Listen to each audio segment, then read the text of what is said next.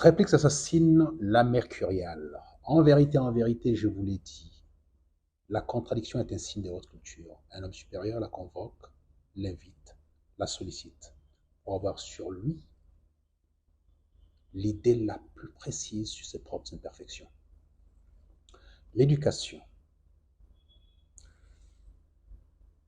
Marc Aurèle nous dit que de son bisaïeul, il a appris de ne pas fréquenter l'école publique, d'avoir à domicile des maîtres et de mettre tous les moyens nécessaires à l'éducation. Lorsque un homme dit qu'il faut mettre l'essentiel de ses moyens dans l'éducation de ses enfants, de sa famille, ce qui prépare non seulement l'avenir pour ces derniers, mais plutôt l'avenir pour la société.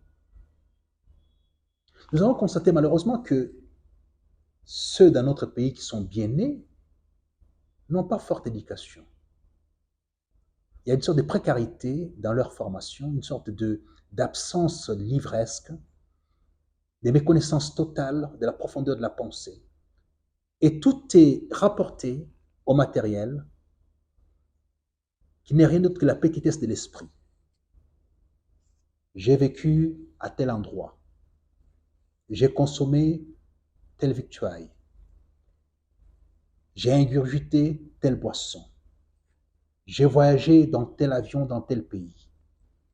Mais lorsqu'on pose la question, qu'avez-vous lu pour parfaire votre éducation, pour l'ancrer au fond de votre âme, pour approfondir votre savoir, pour projeter vers les futurs les ponts du bonheur de vos populations et de vous-même?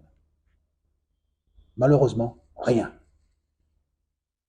Pourquoi rien? Parce que la conception de l'éducation, chez nous, consiste à pouvoir aller vers la quête d'un travail, limite à se nourrir,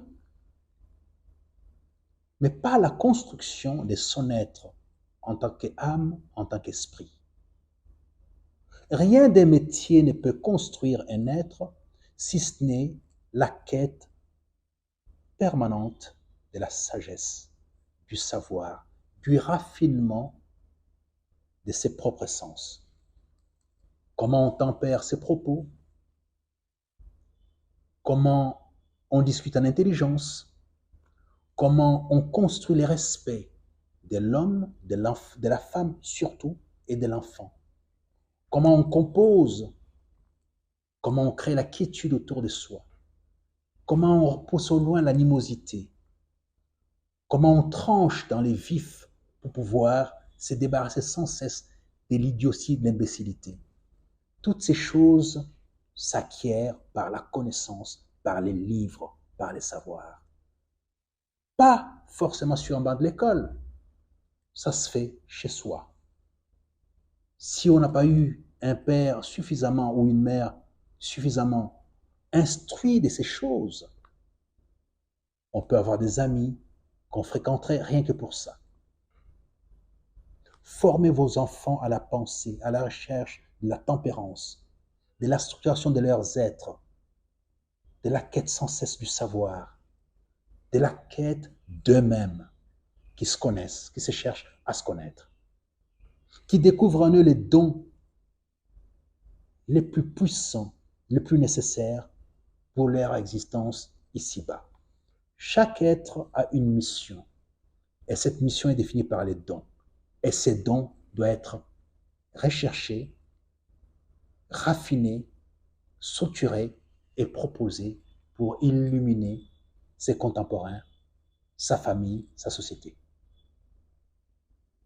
Autrement, on s'est revenu sur Terre pour rien, pour manger, boire, être heureux en dansant.